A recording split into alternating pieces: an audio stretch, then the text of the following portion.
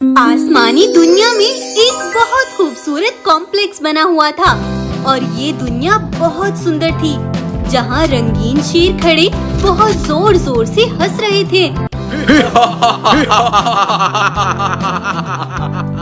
सदियों बाद हमने वो हासिल कर ही लिया, जिससे हम अब अपनी मर्जी की जिंदगी गुजारेंगे और सबको अपने इशारों पर नचाया करेंगे। उन सभी रंगीन पंखों वाले शेरों के ऊपर एक एक जादुई मणि रखी हुई थी, जिसके अंदर बहुत सारी जादुई शक्तियाँ थी।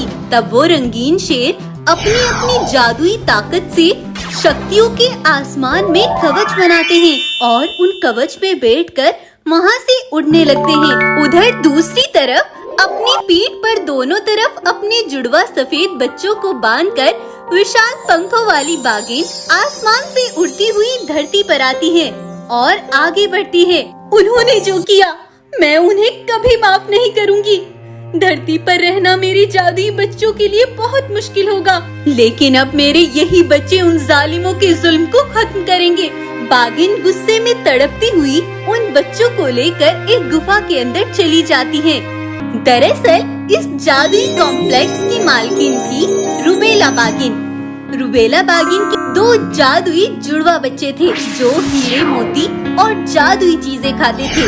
रुबेला बाघिन के पास 7 जादुई मणि थी, जिनके अंदर तरह तरह की शक्तियाँ थी। रुबेला बाघिन का ये कॉम्प्लेक्स जादुई शक्तियों और जादुई सामान से भरा हुआ था। लेकिन एक बार रुबेला बाघिन वहाँ से उड़कर कहीं घूमने के लिए चली जाती है और उसके दोनों सफेद जुड़वा बच्चे कॉम्प्लेक्स पर खेल रहे थे। खेलते खेलते ऊपर कॉम्प्लेक्स से एक हीरा नीचे धरती पर जा गिरा और वो हीरा इन रंगीन पंखों वाले शेरों के पास आकर गिरा। ये कोई आम हीरा नहीं है, ये जादुई दुनिया से आया है।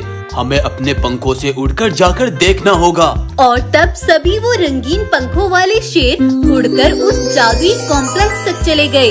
तब रुबेला बाघिन वहाँ नहीं थी और रंगीन शेरों ने वो सारी मणि वहाँ से चुरा ली। लेकिन तभी रुबेला बाघिन भी वहाँ आ जाती है। अब इस दुनिया में तुम्हारा कुछ नहीं है, तुम अपने बेटों को यहाँ से ले जाओ, नहीं तो हम इन्हें भी नहीं छोड़ेंगे। और तब रुबेला बाघिन अपने दोनों बेटों को वहाँ से लेकर एक जंगल में आकर रहने लगी थी और इधर वो रंगीन शेर उन्हीं कवच में बैठकर जंगल में उतरते हैं और वो जानवरों पर अपना हुक्म चलाने लगते हैं। जंगल के जानवर अगर उनकी बातें नहीं मानते तो वो रंगीन शेर अपनी शक्तियों से उन्हें वहीं भस्म कर देते। जानवरों को परेशान करने के लिए रंगीन शेर अपनी शक्तियों से कभी कभी पूरे जंगल में धूल उड़ा देते और कभी आसमान में तेज बिजली गरजाने लगते और चारों तरफ पूरे जंगल में पानी भर देते। इसी तरह रंगीन शेर उन शक्तियों का गलत इस्तेमाल करके जानवरों को हर दिन परेशान करते थे। जंगल के सारे जानवर जब परेशान हो गए तो वो पास के जंगल के राजा के पास गए और उन्होंने वहाँ के राजा रघु शेर को सब बताया। अब इसका एक ही समाधान है, हमें पता करना होगा कि उनकी शक्तियाँ कब काम नहीं करती। दूर से खड़ी रुबेला बाघिन ये सब सुन रही थी। तब वो अपने दोनों बेटों को लेकर वहीं आती है। मैं उन शक्तियों के बारे में सब जानती हूँ, क्योंकि सदियों पहले वो शक्तियाँ मेरी थी। उन शक्तियों को रात में अगर एक जगह जमा ना किया जाए तो वो काम करना बंद कर देती हैं।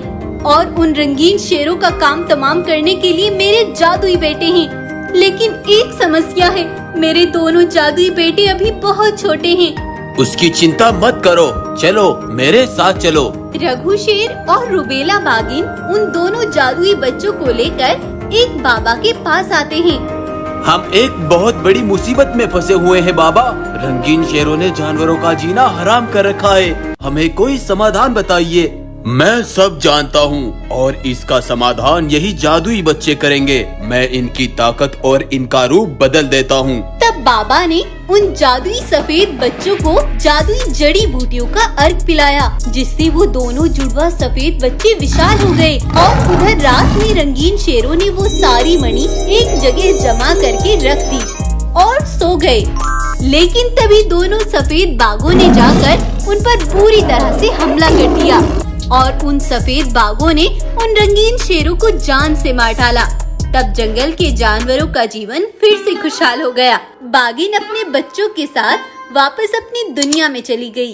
तो आपको ये कहानी कैसी लगी कमेंट करके जरूर बताएं। और अगर आपको ये वीडियो पसंद आई है तो इसको लाइक करना, शेयर करना और चैनल को सब्सक्राइब करना ना भूलें।